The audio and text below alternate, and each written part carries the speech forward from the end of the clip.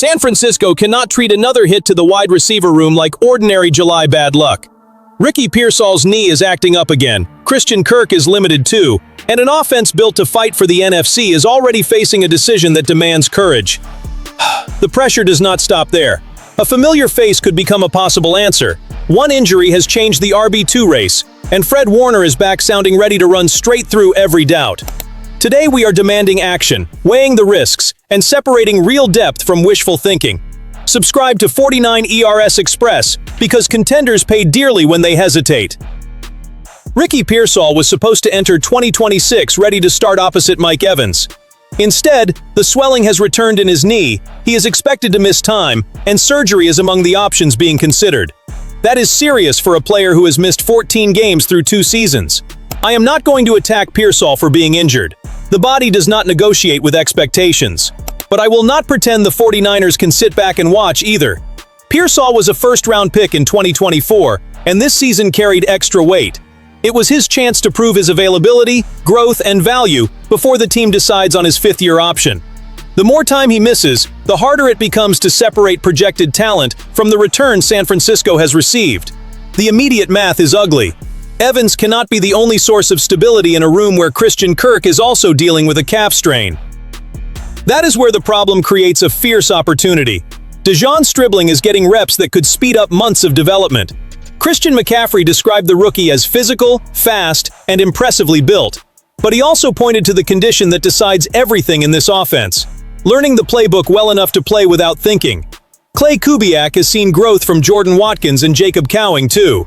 This is not empty summer praise. It is a fight for snaps that may carry real weight once the season starts.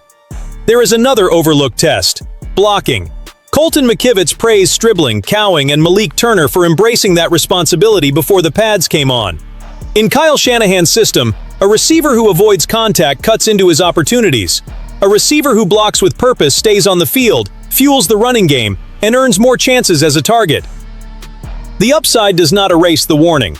The young receivers need to attack this opening, but a roster with Super Bowl expectations cannot hand over a critical role just because somebody flashed in non-padded practices. If Pearsall is out for an extended stretch and Kirk's recovery drags on, John Lynch will have to consider outside help. First, Stribling gets a chance to force the team to reconsider just how big this problem really is. This sequence pressures the coaching staff to define its priorities honestly. Evans can teach route detail, body positioning, and preparation, but no mentor can catch the ball for someone else. Cowing and Watkins know the environment. Stribling brings rookie momentum. Their order will be built through daily execution, not pre-camp hope. What if the outside answer already knows every lane in this offense? That is why Deebo Samuel is back in the conversation. Not as a sentimental attempt to recreate 2021, not with a promise that the former All-Pro can turn back the clock. The appeal is how quickly he could adjust. With this group surrounded by uncertainty, few available veterans would immediately understand the language, motions, route concepts, and blocking responsibilities Kyle Shanahan demands. Deebo is 30, has played 7 NFL seasons, and owns a history the faithful knows well. San Francisco selected him in the 2nd round in 2019 with the 36th overall pick, after a South Carolina career defined by versatility and resilience. He produced 802 receiving yards as a rookie and another 159 on the ground.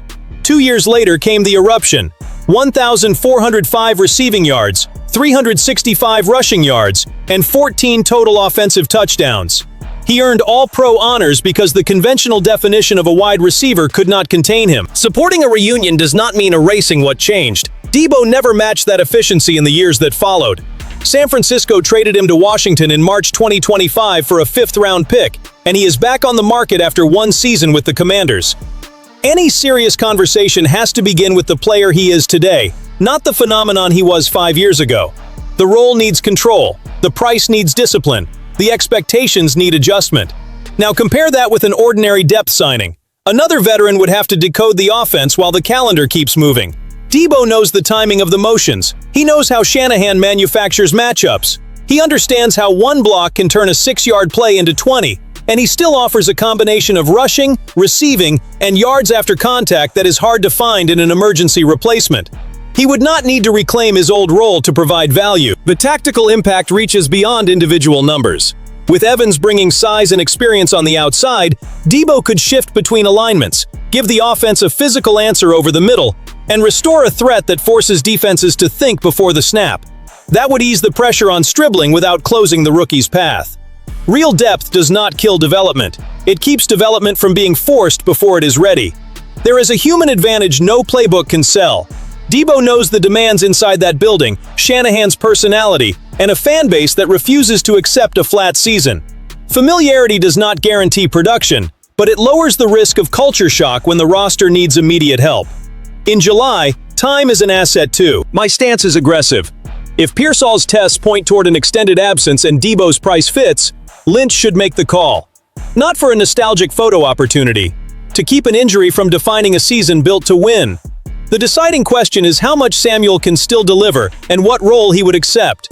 A reunion only works if it serves today's offense, not the fanbase's memories. While the offense weighs a possible reunion, the running back room changed abruptly without a single negotiation. Jordan James, a 2025 fifth-round pick and the apparent leader to become Christian McCaffrey's primary backup, fractured a rib during Monday's practice. Kalen Black took most of the reps James left behind. The RB2 competition, once driven strictly by performance, now runs through availability. Black did not arrive as a raw project. The third-round pick in the 2026 draft turns 25 in October, and his maturity is standing out.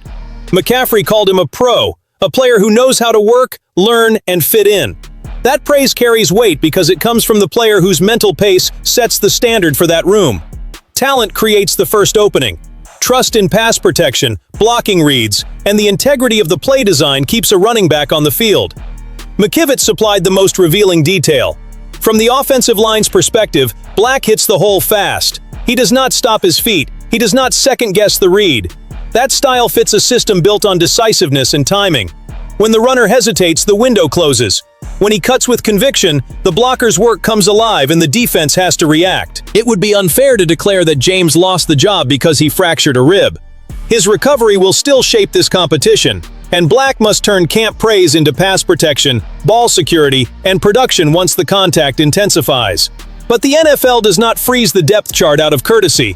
Every rep Black receives now gives him another chance to build chemistry, correct mistakes, and prove he can spell McCaffrey without shrinking the offense. San Francisco needs that answer because managing McCaffrey's workload is part of the plan, not a side issue. A dependable RB2 preserves his explosiveness for the decisive months and keeps every absence from transforming the offense. Black now owns the shortest path to proving he can carry that responsibility. This kind of opportunity never asks permission.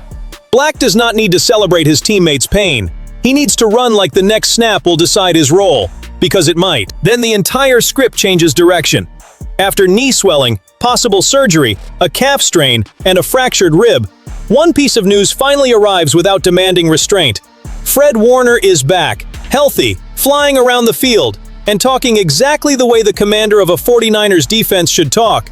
Someone asked whether he needed a tackle in camp or the preseason before he could truly feel like himself again. Warner said tackling is like riding a bike. You just run through their face. Then he laughed and walked away. The short, almost casual answer carried months of frustration. In 2025, his Week 6 ankle injury ended the season of a player who had barely known what it felt like to leave the field. Across his first 7 NFL seasons, Warner missed 1 game, reached 4 Pro Bowls, and became football's best off-ball linebacker. Before the injury stopped his 8th season, he had recorded 51 tackles and was moving toward another elite campaign. For a leader controlling angles, communication, and the defense's pulse, the sideline is not rest. It is helplessness. Reports from the first practices have Warner back among the best players on the field, covering ground, closing on the ball, and restoring the presence that reorganizes everyone around him. John Lynch acknowledged Warner's offseason work. That matters more than any catchphrase. His public confidence is exciting. His physical response in practice makes it believable. And Warner is not returning alone. Dre Greenlaw is back beside him. Their partnership restores speed, aggression, and shared understanding to a defense that needs to become intimidating again. One linebacker can clean up a play.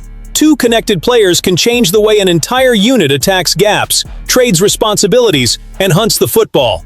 The impact reaches the defensive line because there is less hesitation behind it. It reaches the secondary because the coverage has support, and it reaches the opponent who starts paying a price for throwing over the middle. Of course, July is not January.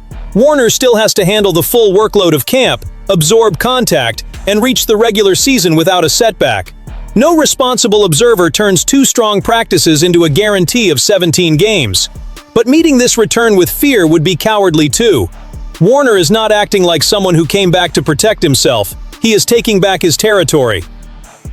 To me, this is the emotional answer the roster needed after so many medical updates. Pearsall creates concern. James gives Black an opportunity. The receiver situation could force an outside move. Warner, meanwhile, reminds San Francisco how it should respond to all this instability. Attack the problem, trust the work, and play with controlled violence. Faithful War Room, pick the most urgent impact in the comments. Protect the offense with a veteran, fast-track Black as RB2, or rebuild the defense around Warner and Greenlaw. I will go first. Warner changes the ceiling of the entire team. An offense can survive an imperfect rotation for a few weeks. A defense led by its brain and its heartbeat can win games while the rest of the roster finds its balance.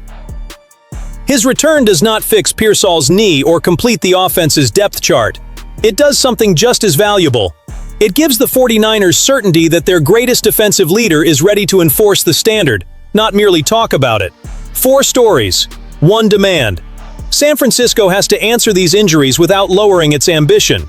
Pearsall deserves support, but the offense deserves protection. A Deebo reunion only works if the price, health, and role fit the present. Black has an opening, and now he has to take it without hesitation. Warner already made his choice. He came back to command, not quietly test his ankle. Tell me which move you would make first to protect this season. Comment, hit like, and subscribe to 49ers Express. The window waits for nobody, and the 49ers have too much talent to let passivity write the ending.